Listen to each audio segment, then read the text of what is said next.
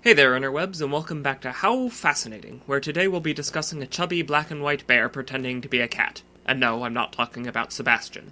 Name for me, if you will, an animal which is a bear, but not like a bear, and an animal which is not a bear, but like a bear. One set of correct answers for that prompt is the panda and the koala, but which one is which? When I was a small child, I knew there existed an animal which was commonly called a bear, despite not actually being a bear, but I often struggled to remember if it was a panda or a koala. Panda, panda bear, koala, koala bear. You can see it going either way on name alone, can't you? Regardless, the latter are teddy bear-shaped marsupials, while the former are true bears, although pandas do share some unusual features with koalas which aren't found in other ursids. This is due, in part, to phylogeny. According to some sources, all species of bears alive today belong to the subfamily Ursinae, except for pandas. Although these Chinese grass guzzlers belong to the biological family Ursidae, like all true bears, they may be the only ones not in club Ursinae. I say may because the Andean spectacled bear is the only living member of the monotypic genus Tremarctos, and although a 2007 analysis of its mitochondrial DNA placed it in its own subfamily Tremarctinae, there are still those who synonymize Tremarctinae and Ursinae. Pandas, meanwhile, inarguably belong to the monospecific taxon Ailuropodinae. These words monotypic and monospecific simply mean that these subfamilies contain only a single species. For Tremarctinae, it's the spectacled bear Tremarctos ornatus, and for Ailuropodinae, it's the giant panda Ailuropoda melanoleuca. That specific name, melanoleuca, is Greek literally meaning black and white, while the name of the genus, Ailuropoda, is essentially Greek for cat's paw, so I guess you could also say that pandas are really pussyfooting around. Terrible puns aside, the panda is the most basal member of the Ursidae family, leading some to dub it a living fossil, and as such it is genetically equidistant from all other extant species of bears. Even the extinct Atlas bear had more in common with its fellow ursids than does the panda. One strange feature which pandas exhibit as part of their living fossil morphology is an extra digit, giving them 5 fingers plus an opposable thumb, although this thumb is actually a modified sesamoid bone in the wrist used while eating to hold bamboo.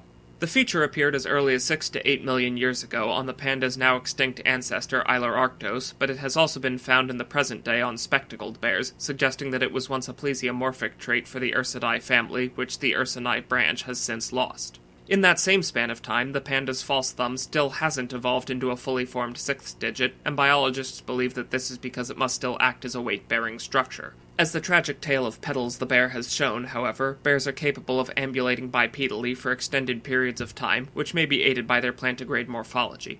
Psst! Spec-Fec writers, if you need inspiration for a non-primate race of short-tailed plantigrade bipeds with opposable thumbs, this is it. These unusual ursids also aren't the only creatures with 2 thumbs on each front paw. Koalas have them too. The sesamoid pseudo-thumb can also be found on red pandas, and although this 6th digit is most likely to be just another example of convergent evolution, it's still one of the reasons why both the black and white and red species get lumped together under the name panda. On that note, something which I only discovered while researching this video is that despite being much more well-known these days, being the poster child for conservation efforts, the giant panda was named after the red panda, not vice versa. The red panda, whose binomial name Ailurus fulgens means shining cat, was first formally described in 1825, almost a full 50 years before the giant panda, which is why the latter is also called a panda bear. It's the bear that's like a panda, just like how the tiger shark is a shark that's like a tiger, or the elephant seal is a seal that's like an elephant. Thus, Glitter Kitty and Pussyfoot both get called pandas, despite being no more closely related than, say, black bears and raccoons. How closely related is that, you may be wondering? Let's dig out the old fractal fork of phylogeny. They all belong to the caniform infraorder Arctoidea, whose name comes from the Greek word arctos, meaning bear, and while bears such as giant pandas comprise one of its 2 extant taxa, the other is Mustelida, containing the pinnipeds, walruses, seals, and sea lions, and the musteloids, where you'll find red pandas and trash pandas. By the way, this means that if you answered spectacled bear and any member of the Mustelida subclade to that opening prompt, you are also technically correct. The best kind of correct. Like the black bear, the trash panda is also plantigrade and capable of bipedalism, as well as highly dexterous with its forepaws, and at this point you may have realized that the trash panda is named after the giant panda, which is itself named after the red panda, but since there are many, many more trash pandas than either red pandas or giant pandas, perhaps we should rename the latter abstinence raccoons. The Chinese name for them is Da Xiong Mao, meaning large bear cat, and their Tibetan name translates to cat bear. So, why do people keep giving pandas names which invoke cats? Given the specific name cat's foot and their weird extra thumbs, you might reasonably think it has something to do with feline polydactyly, but that's probably just a coincidence, since the phenomenon is most common along the east coast of North America.